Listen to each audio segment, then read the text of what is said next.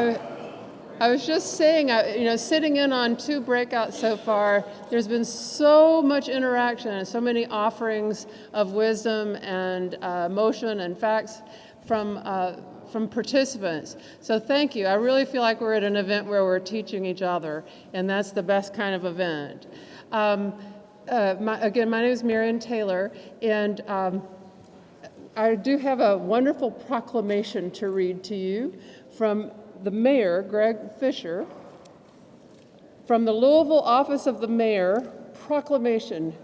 Greetings to whom all these presents shall come, know ye that September 26, 2015 is hereby proclaimed in Louisville, Kentucky to be Sowing a Nonviolent City Day. And I urge all citizens to observe this special recognition. Done in Louisville, Commonwealth of Kentucky, this the 26th day of September 2015, Greg E. Fisher, Mayor. Let's applaud that.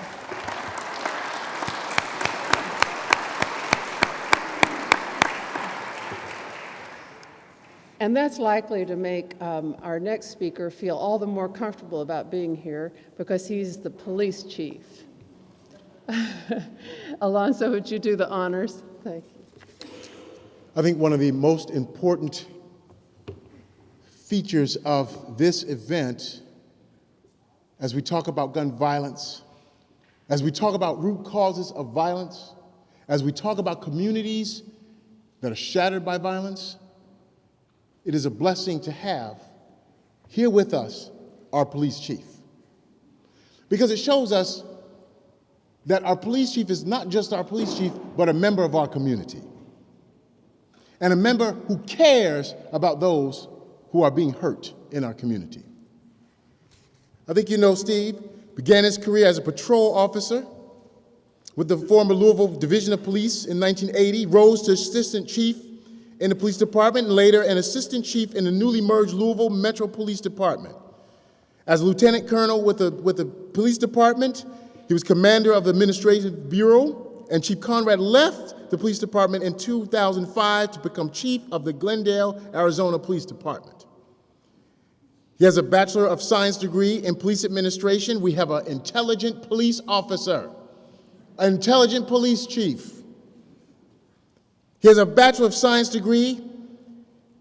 He's also got a Master's of Science degree in community development from the University of Louisville, a police chief that also believes in developing the community.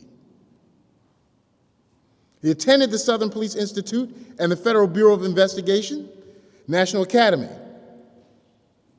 And he returned to his hometown to be chief of police on March 19th. A member of our community, a person just like us who is concerned about gun violence and harm in our city, our police chief, Mr. Steve Conrad. Thank you so much for the very kind introduction, and it is so wonderful to see so many of you here today to learn and talk about and hopefully get involved in what is such a tough problem facing our community, facing our society. You know, I've been police chief now for 3.5 years, and as you heard in my introduction, I've been in law enforcement for 35 years. Born and raised here in Louisville. I have seen the changes in our city over time. And I'm not talking about the economic development, and I'm not talking about the great things that have happened. I'm talking about the increased amount of violent behavior that I think we can all agree is unacceptable, and that we all need to do what we can to work together to address. 3.5 years ago, when Mayor Fisher selected me to be the police chief, I raised my right hand and said I do to the oath. And then I shared my vision for our city. And what I shared was that I wanted Louisville to be the safest city in America. And I realized when I said it that that was a bit of a reach goal. You set tough goals for your community and for the people who work for you to get them to stretch and work and try to do their best to achieve what it is that we all want. But I had no idea when I said those words that it would be so difficult to make the progress that we all desperately want and need. Another part of what I shared is that everyone in this community wants the same things. A neighborhood that they can call home. A place where they can go to work and not worry about somebody kicking in their back door while they're at work, and not having to worry about their kids as they're out playing in the yard, and not having to worry about getting robbed or molested as they walk down the sidewalks. And you want that whether you live in West Louisville, South Louisville, downtown, or East Louisville, and you deserve that. That is what we need to be doing as a community, working to gain that sense of community that is so important and that, quite frankly, has been lost over time. Now, in the 3.5 years I've been chief, our officers have had over 2 million interactions with citizens in our community. And by that, either we've been called to your home, or we've been called to a crime in progress, or we've initiated contact with a citizen. 2 million contacts with people in our community, and every one of those was an opportunity to try to interrupt or change things that were happening in our community. Those contacts have led to over 125,000 arrests. On the average, we arrest somewhere between 30 and 35,000 people a year, and I think everyone in this room will admit that we have an unacceptable level of violent crime. And the lesson that I've learned from taking all of these contacts and making all of those arrests is that we will never, as a community, arrest our way out of our problems.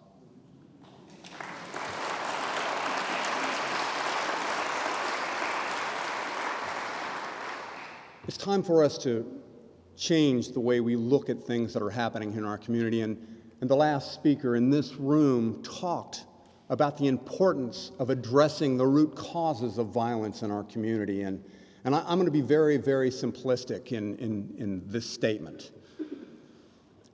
Violence is a complicated problem, and its causes are difficult to explain, but I'm a simple man, and I try to put things in simple terms that make them easy for me to understand. And from my perspective, the drivers of violent crime in our community tend to be poverty and the effects of poverty, and people that aren't able to get the kind of education that they need to succeed in our community, and the effects of drugs and drug abuse and addiction that continue to draw people down and cause them to suffer.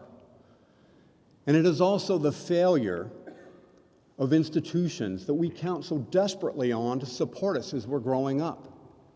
And I'm talking about our families, and I'm talking about our schools, and I'm talking about our churches. And while I'm busy throwing stones at everyone else, I'll throw some at my own glass house. The criminal justice system has let people down.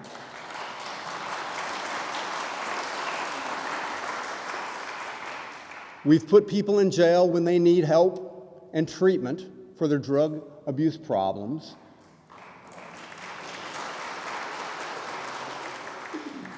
And we've failed to make sure that those among us who are truly dangerous get what they deserve in terms of being put away so they can no longer harm us. But when people do come back to our society, when they have paid their debt to society, we've got to find ways for them to work and become productive members in our society.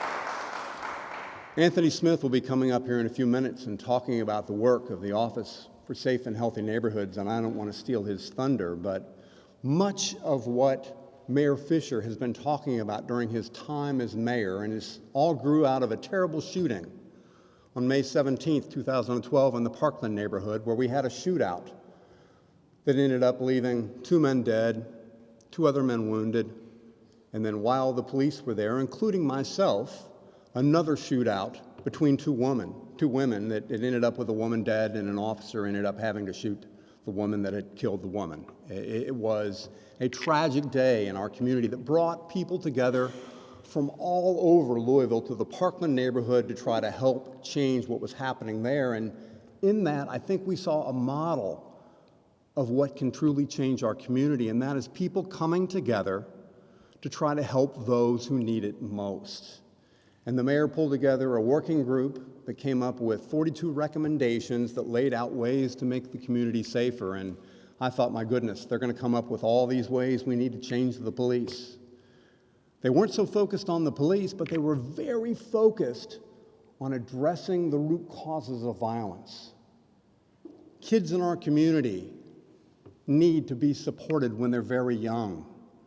They need to have a good upbringing, and we have parents in this community that are very young, that are raising kids when they are still kids themselves. There needs to be ways to get them the help that they need to be successful at parenting. We need to make sure that they have the support that they need to get their kids involved in early childhood education. They need to be involved in early Head Start and Head Start through JCPS.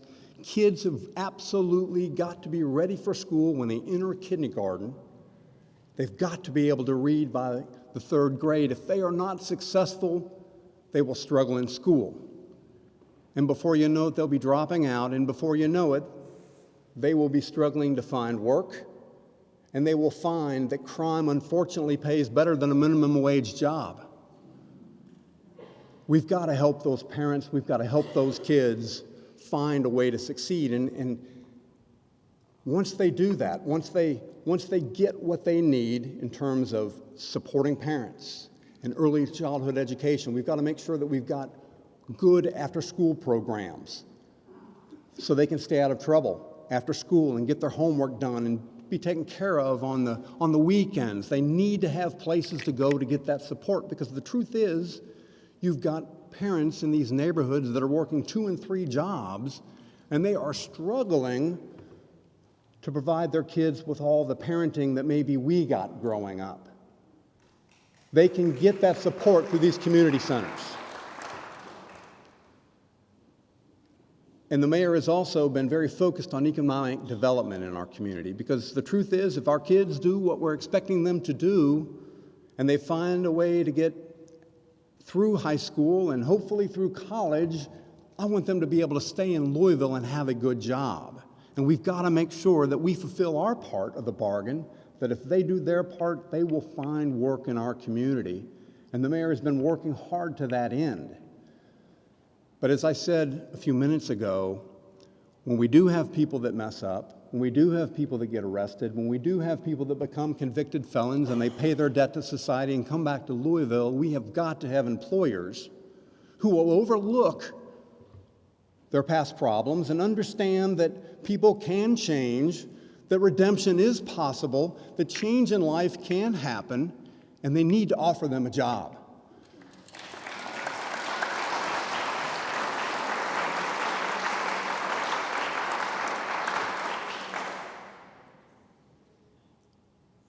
We also have got to commit ourselves and our time and our treasure, and that means our resources, our contributions, to help agencies in this community that will help people that need it most. And I'm talking about people that are struggling with mental illness. I'm talking about people that are struggling with drug addiction.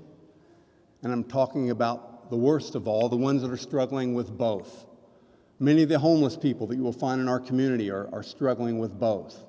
Many of those homeless people are veterans who have served this country, and they are out there now struggling, trying to find their way. And I know that it's hard to think about giving to someone who's addicted to drugs or giving to someone that is struggling with mental illness, but you can always give to those agencies and those nonprofit organizations that are doing much to help them address their needs.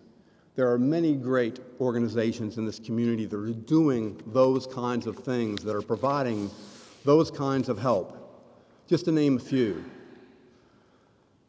In terms of parenting classes, the Home of the Innocents and the Volunteers of America have outstanding parenting classes that can help young parents learn how to be better parents.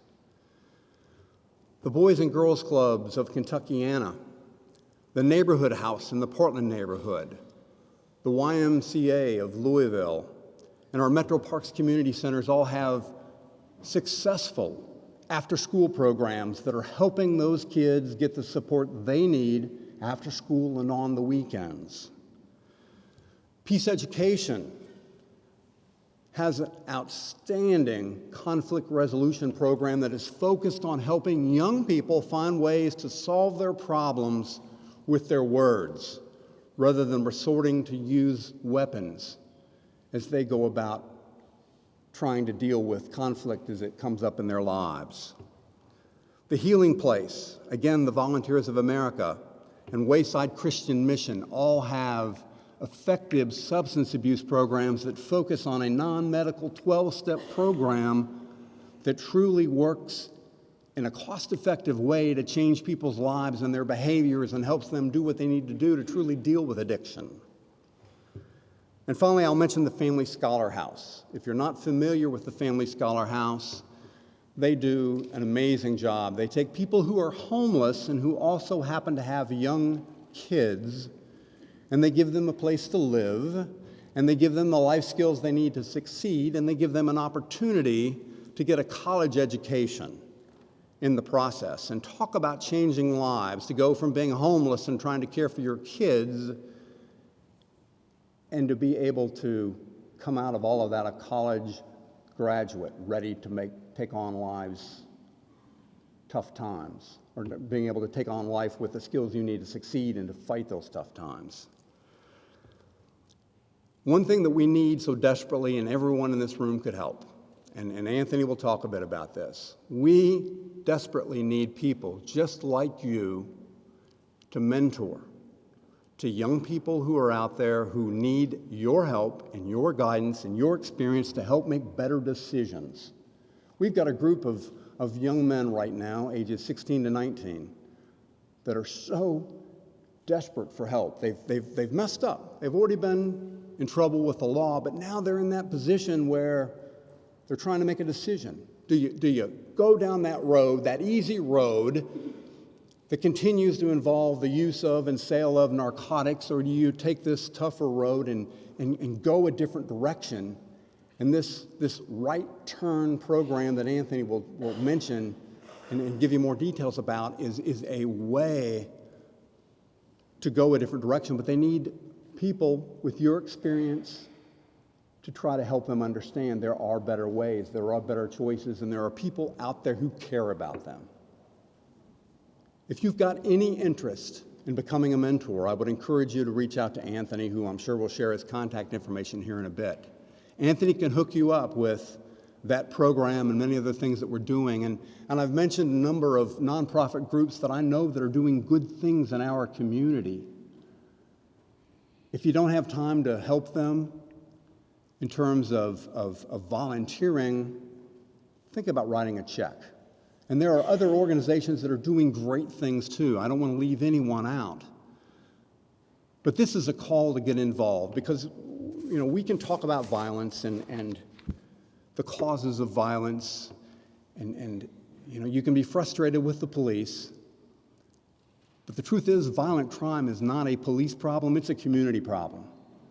And it is going to take all 750,000 of us working together to address problems that are being caused by a few. And that means getting involved in your neighborhoods with Neighborhood Watch. That means getting involved with what's going on in the effort to try to reduce violence in our community by helping out the organizations that I've mentioned. It means doing all that you can as a citizen of this community to get involved, to help us help you. And so much of what is needed in our community is trust. And I know that one of the things that I was asked to speak about really today is trust in the police and what we're doing to try to build and maintain that trust. And so much of what the police do in this community is dependent on trust. You have to trust us to be able to do our jobs. You give us our authority. You know, we all have a responsibility. Sir Robert Peel, back in 1829 in England, developed Peel's principles, and essentially what he said was that everyone in society has a responsibility to keep the community safe. But the community relies on the police to take care of that full time. And you have entrusted us with a great responsibility that we do not take lightly. But for us to be able to be effective, we need to earn and maintain your trust. And we do that by treating you with the respect that you deserve. We have put all of our officers over this past year through training on the concepts of procedural justice and legitimacy. And essentially that training is focused on the importance of treating everyone the way you'd want to be treated, to treat them fairly, to listen very carefully to what they're saying and answer the questions that they're asking, so that when they come away from that interaction, whether they may still have a citation or they may still be under arrest, they at least know they were treated respectfully and they were treated fairly. And if we are successful in treating people fairly, then you will know that you have bestowed this responsibility on us to protect this community properly, and that we are doing what we can to make our community safer. We're working to get to know you. I have asked our officers to spend more time out of their cars, walking in neighborhoods, talking to the people that live there, getting to know you and getting to know what those problems are. We have got to know you. We can't help you if you don't know us and we don't know you, and we're working to correct that. We set up community meetings and public forums. We set up a youth chat with LMPD because we recognize that it is the young people in our community that so desperately need our help, and they're not going to accept our help if they don't know us. So we're putting young officers in the room with young people to have an opportunity for an exchange of information and an exchange of ideas. We set up citizen police academies, which give people in this community who are interested a way to learn more about us in a non-threatening environment. We set up coffee with a cop opportunities where you can just sit and talk to a police officer responsible for your neighborhood, again, in that non-threatening situation where you can talk about ways to make your neighborhood safer. We've got officers that are involved in every kind of service project out there. They work in Habitat for Humanity. We have officers that are out there serving in their churches and serving as youth coaches, and they too are members of our community trying to make this community a safer and better place. We are out there doing what we can to truly make Louisville a safer place, and I understand that there are times that we make mistakes, and it is my job as the police chief to hold them accountable. And to that end, we are in the process of equipping all of our officers with on-officer body cameras. I want them to know, and I want you to know, that if there is an issue, we will have a way to see what happened, to see what was said, and it is a way for me to truly hold folks accountable. We've also created an online complaint system that if you have an issue or an effort with things that our officers are doing, you can contact them. And you can contact us online, and that gives me a way to follow up and try to make a difference. I am absolutely committed to doing anything and everything I can do to make Louisville, again, the safest city in America. I know it is a struggle, I know it is a reach, but I have faith in you and faith in our officers and faith in this community that we can make it what we want it to be. But it takes getting involved. Thank you for being here today. Thank you for taking this step to get involved. Thank you for being the citizens that you are. But don't leave today without making a commitment to get involved and without doing what you need to do to become that one person in our community that might make that difference to truly make Louisville a safer place. I thank you all very much.